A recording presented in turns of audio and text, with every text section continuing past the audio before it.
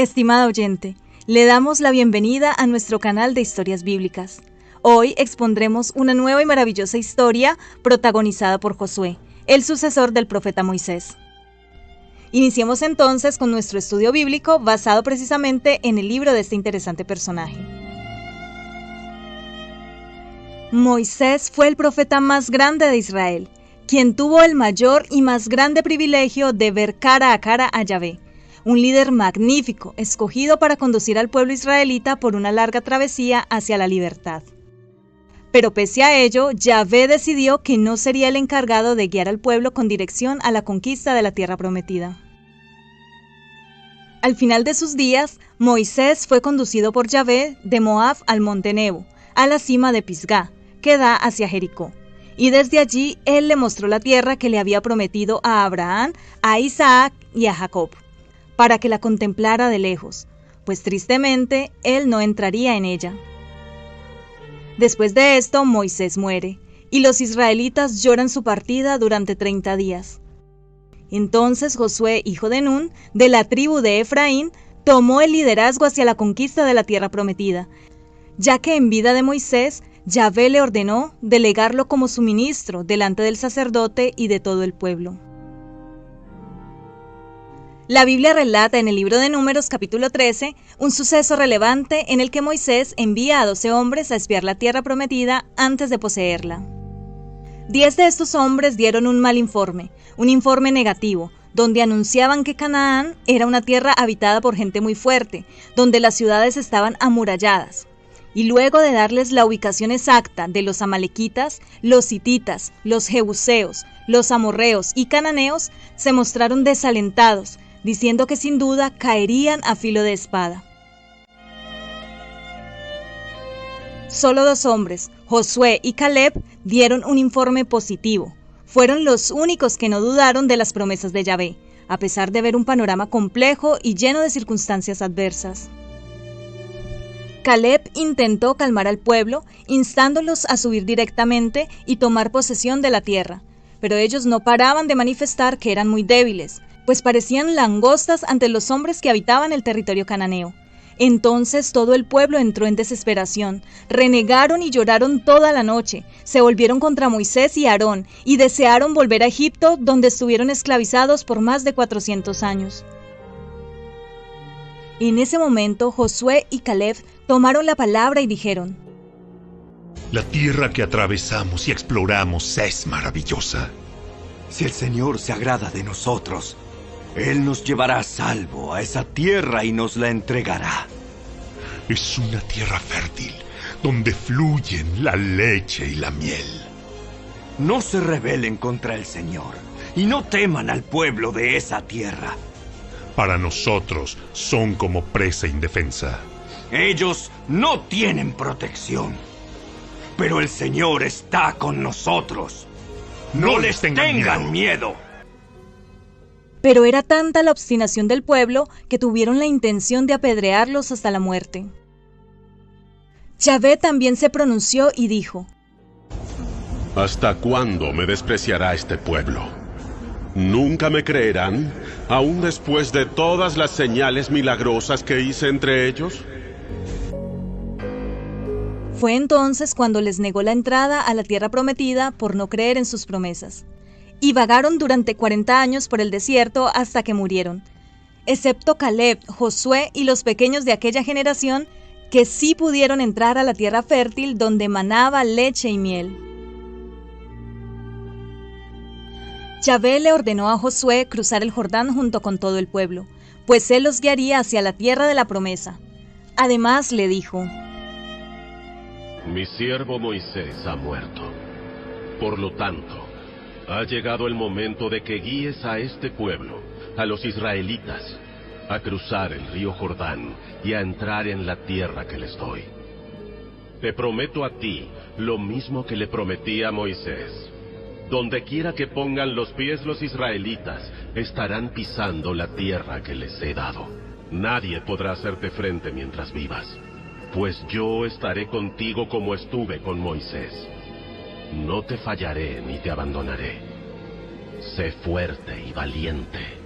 Porque tú serás quien guíe a este pueblo para que tome posesión de toda la tierra que juré a sus antepasados que les daría. Evidentemente, Josué obedeció el mandato del Señor y animó al pueblo a poner su confianza en Yahvé para tomar posesión de la tierra prometida.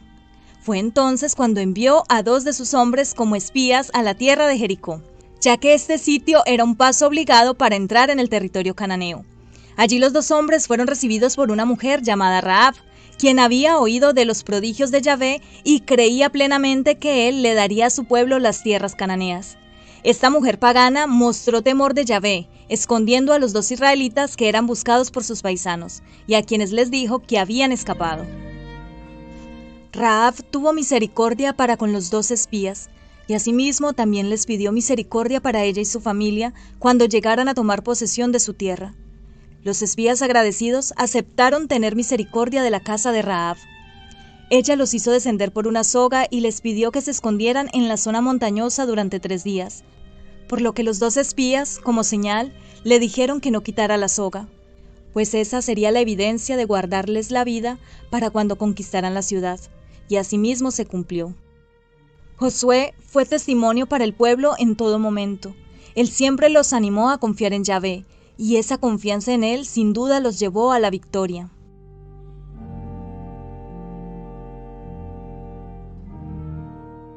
Durante todo el libro de Josué se evidencia que Yahvé siempre estuvo con el pueblo, desde la travesía por el Jordán, donde el arca de la alianza precedía el camino, hasta la conquista de Jericó, donde Israel no tuvo necesidad de pelear ni de luchar para conseguir la victoria. Y más allá de las buenas estrategias militares de Josué, lo que les dio la victoria contra la tierra de Ai fue el poder de Dios. Los últimos capítulos del libro de Josué relatan cómo se repartieron la tierra. Nos muestra el deseo de Dios por un reparto equitativo de la misma y la unificación de Israel en torno a la fe depositada en Yahvé, quien más adelante guiaría al pueblo por medio de sus jueces. En conclusión, esta historia no narra solo la conquista de Canaán, sino la continuidad de la obra de la liberación que no concluyó con la salida de Egipto ni con la travesía por el desierto.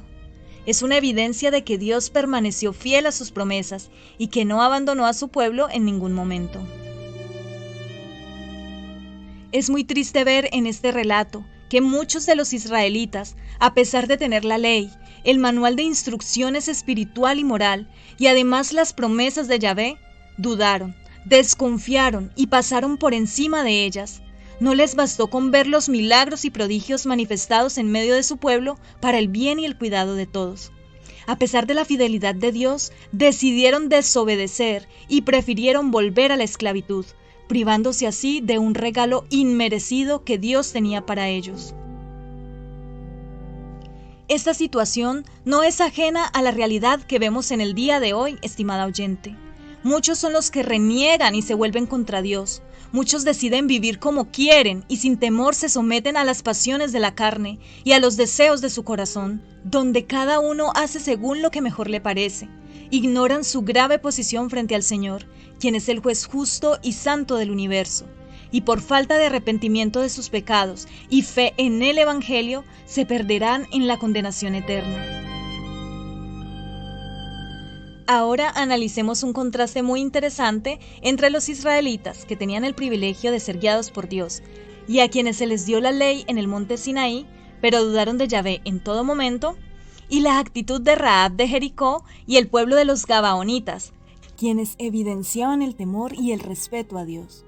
Ellos desconocían la ley mosaica y las promesas de Yahvé, pues solo de oídas habían escuchado de sus milagros y prodigios, pero decidieron creer en él y en la promesa, pues sabían que debían entregar sus tierras a los israelitas.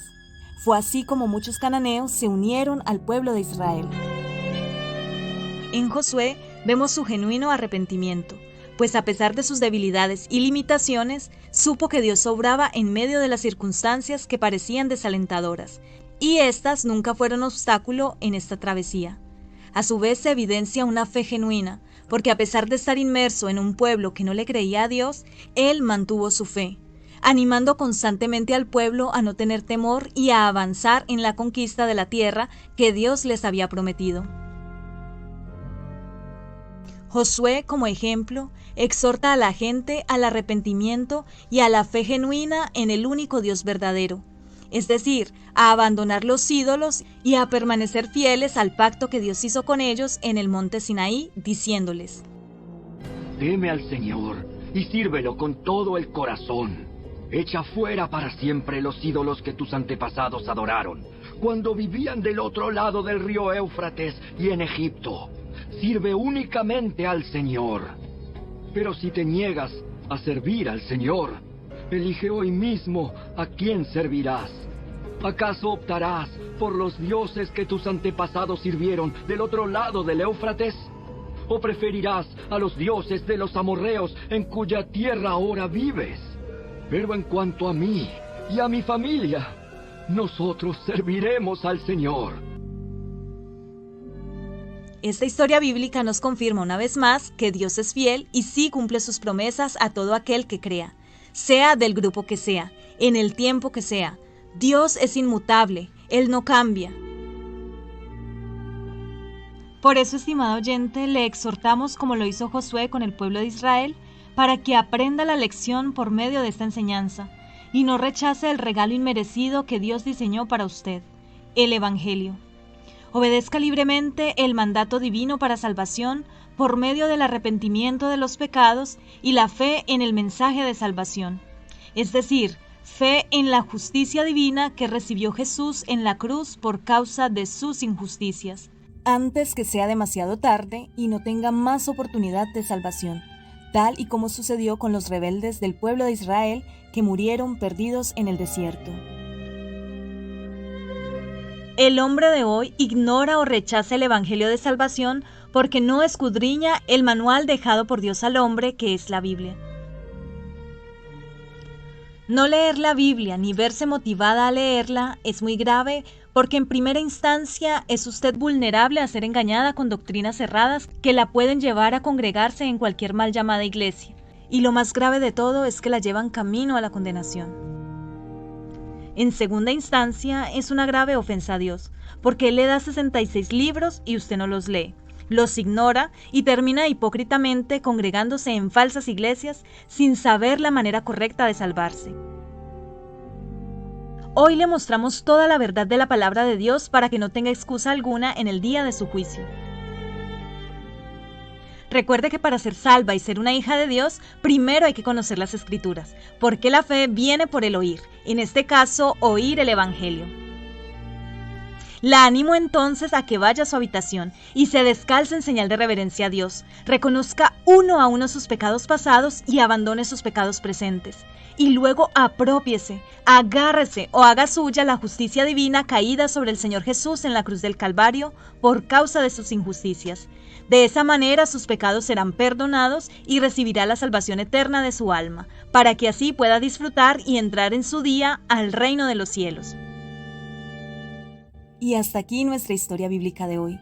Recuerde que nuestro fin es dejar en usted sembrada la semilla del Evangelio para que germine y dé buen fruto. Hasta nuestra próxima historia bíblica.